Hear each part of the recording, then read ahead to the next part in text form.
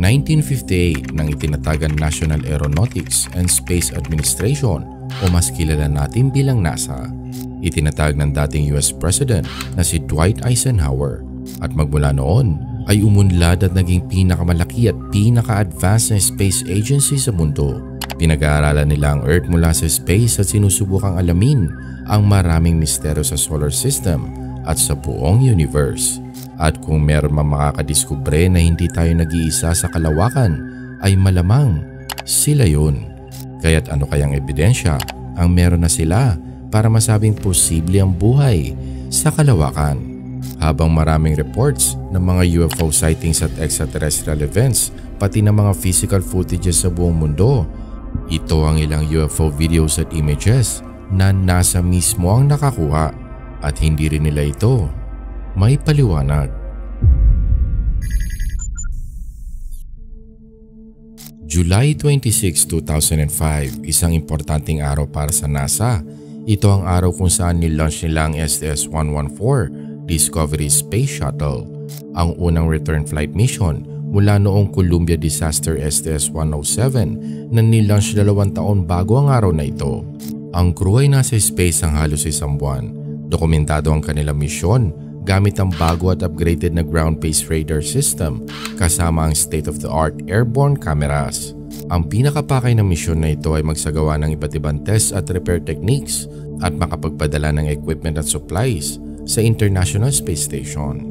Ngunit habang nasa taas ito, ang external camera ng STS-114 ay nakakuha ng footage at tila isang space debris na hindi naman kakaiba bukod sa laki ng sukat nito.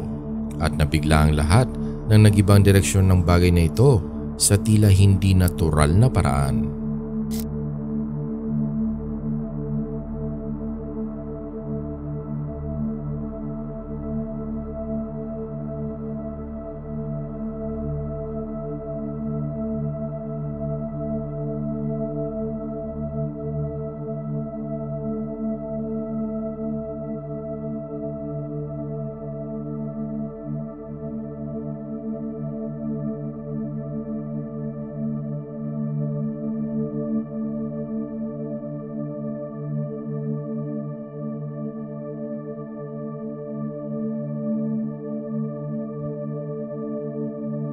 Sa panahon ng recording na ito, ang Discovery ay lumilipad northwest sa pagitan ng Hawaii at California. At sa kabila ng pagtatanong ng mga tao, ang NASA ay hindi nagbigay ng paliwanag. Maraming puna sa mga videos ng NASA, sinasabi ng ilan na tuwing may nakikitang unidentified object ang kamera ng NASA, napuputol ang feed ito. Kaya't ang full version ng video ito ay hindi na makikita kahit saan. Dahil dyan marami nagsasabing itinatago ng NASA ang kahit anong impormasyon may kinalaman sa UFO. Anong sa tingin mo sa footage na ito? Wala lang ba ang object na ito? O alam ng NASA na may alien life sa Earth at hindi lang nila ito sinasabi sa publiko? Sa dami ng reports ng UFO at alien encounters, walang matibay na ebidensya ang nailalabas. Hanggang noong 2003, nang nakakita ng isang alien body sa Chile. Ang alien body hindi nanggaling sa ibang star system. Galing ito sa kapitbahay nating planeta, ang planetang Mars. October 19, 2003, si Oscar Munoz ay naghahanap ng isang bagay na may historical value sa isang Chilean ghost town sa Atacama Desert. Habang nag-uukay sa isang abandoned church ay nakita niya ang isang mummified body na nakabalot sa puting tela. Ang bangkay ay may habang 15 cm at deformed na tao ang itsura nito. Tila may kaliskis ito, maitim ang kulay, may siyam na ribs at kakaiba ang hugis ng ulo. Pagkatapos ng examination, nalamang isang mutated na tao ito. Kilala sa ngalang Atacama alien. Tinatawag din nilang ATA. Fast forward 2016, isang litrato ang inilabas ng NASA na nakuna ng Curiosity rover sa Mars. Tila may maliit na figure sa gilid ng isang bato. Dahil sa kakaibang litrato na ito ay nagkaroon ng mga speculations na konektado ang Atacama alien sa nakita sa litratong ito. Hindi daw deformed na tao ang mummy, bagkus galing daw ito sa space. Ilang buwan ang lumipas at naglabas muli ng litrato ang NASA. Nakunan muli ito mula sa Mars kung saan makikita ang isang kakaibang bato. At sinasabi ng ilan na tila may pintuan ito. Pinagpiestahan ito ng mga conspiracy theories at sinabi nilang tahanan daw ito ng creature na nakita sa Chile ilang buwan na ang nakakaraan. September 9, 2006, dinala ng space shuttle na Atlantis ang STS-115 sa space. Sa kabila ng mga problema sa panahon at technical issues, naging successful ang launch na ito. Nagawa nila ang kanilang mga duty sa International Space Station at nakabalik sa Earth pagkatapos ng ilang linggo. Ilang sandali lang naglabas ang NASA ng mga detalye ng misyon kasama ang ilang camera footages at images. Isa sa mga ito nakapukaw ng atensyon ng mga tao. Kinunan nito gamit ang isang digital still camera ng astronaut na si Daniel Burbank at hindi ito binigyan ng eksplanasyon ng NASA. Kahit sa kanilang website, sinasabing unidentified possible debris daw ito. Ang susunod na video ay talaga namang pinag-usapan ng mga conspiracy theories. Nangyari ito noong July 9, 2016 sa live feed ng International Space Station.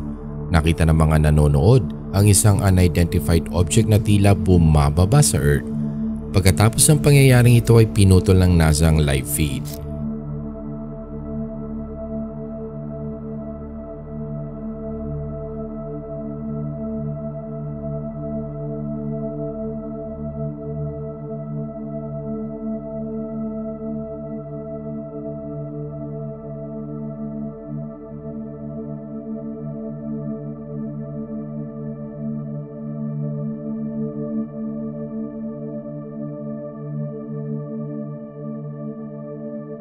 Bakit kaya pinutol ng NASA ang live feed at hindi ito unang beses na nangyari? Hindi ba nilang gustong makita ng maraming tao ang unidentified na object na ito? Ito naman ang pinakalumang video sa listahang ito at nananatiling nagdudulot ng kontrobersya at spekulasyon sa mga nagdaang taon. Nakunan ng NASA noong 1991 sa STS-48 mission na nilaunch sa Kennedy Space Station noong September 12, 1991. May crew ito na 5 astronauts. Ang misyon ay makagawa ng ilang eksperimento at makapagpadala ng ilang satellite. Pagkatapos ng 81 orbit sa Earth ay nagbalik na ito. Ilang araw pagtapos makabalik ay may lumabas na video na nakunan 3 araw mula sa umpisa ng misyon. Makikita dito ang ilang UFOs na lumilipad at tila intelligently controlled. Bigla ang nag-iiba ng direksyon at napakabilis nito. Nakakamangha talaga mga UFO footages na ito. Nakakadagdag sa interes ng mga tao na nanggaling mismo ito sa NASA. Pero extraterrestrial lamang ba ang paliwanag sa mga ito? Balikan natin. Pagdating sa UFO ng STS-114, sinasabi ng ilan na maaaring piraso ito ng yelo na gumalaw dahil sa pagbuga ng thrusters ng shuttle. Magandang paliwanag naman, may mga ice crystals kasi sa altitude na yan. Ngunit kung ito nga ang dahilan ay makikita sanang biglaan ang galaw nito at hindi dahan-dahan gaya ng nakita sa footage. May hirap ding makita sa footage kung gaano kalayo ang object mula sa craft. Sa space kasi na ibang perspective, maaring malaking object sa malayo ang nakikita o maaring maliit lamang ito na malapit sa spacecraft. Gayunpaman nakakamangha pa rin ang footage na ito kaya't maganda pa rin pag-usapan. Ang Atacama alien mukhang alien sa pelikula pero pinag-aralan ng katawang ito. Sa DNA analysis, lumalabas na tao ito. Underdeveloped na fetus, nakita ng iba't ibang genetic mutations na may kinalaman sa dwarfism, scoliosis, abnormality sa muscles at skeleton. Kakaiba pa rin, hindi dahil sa alien ito, kundi dahil sa dami ng mutations nito. Marami namang kakaibang litrato talaga na kunan sa Mars, pero malamang ang mga ito ay kaso lamang ng pareidolia, kung saan hinahanapan ng utak mo ng pattern ng isang random na bagay. Pero masarap isiping merong buhay o nagkaroon ng buhay sa Mars. At may mga theory naman na maaari nagkaroon nga ng buhay sa Mars sa nakaraan. Ang UFO sa STS-115, may mga nagsasabing image blur lamang daw ito. Ito'y habang kinukunan ni Daniel ang isang star gamit ang long shutter speed kasabay ng paggalaw ng spacecraft ang nagdulot ng ganyang effect sa itsura ng star. Pero siguro naman ay sasabihin ng NASA ito sa kanilang website kung yun nga ang dahilan. Tila hinayaan ng NASA na pag-usapan ito ng mga tao at mag-speculate kung anong meron sa space. Sa ngayon ay walang nakakaalam kung ano ito Maaaring space debris o star na na-image blur. At dahil sa walang explanation ng NASA dito, ito isang unidentified flying object na nakunan sa space. Pero hindi ibig sabihin ay alien ito o isang space jellyfish kagaya na sinasabi ng ilan. Ang nakunan sa live feed ng ISS noong July 9, 2016 maaaring isang meteor daw ito o ang nawawalang Chinese space cargo ship, ang Tiangong. Nawalan ng kontak ang China dito at pinangangambahang mag-re-entry sa atmosphere. Sinabi ng NASA na hindi daw nila intentionally pinuputol ang live feed para itago ang UFO. Kadalasan daw ng pagkawala ng video ay loss of signals mula sa ISS. Nakatanggap-tanggap namang dahilan. Katakataka lamang na madalas ito nangyayari sa tuwing mayroong misteryosong nakukunan sa live feed. Tingin mo ba'y coincidence lamang ito o meron silang tinatago? Ang STS-48 footage binigyan ng paliwanag ng NASA. Sinabi nilang ang anomalies na ito ay ice particles na gumalaw dahil sa thruster ng shuttle. Ngunit marami din ang hindi sumasang-ayon sa paliwanag na ito at hindi mawawalang suggestion na maaaring extraterrestrial craft ito. May mga theories din na ice particles ito na dumaan sa harap ng camera lens, meteors, space junks o satellite. Pero karamihan sa mga theory na ito ay nire-reject ng mga tao. Hindi mo naman sila masisisi dahil sa kakaibang paggalaw ng object.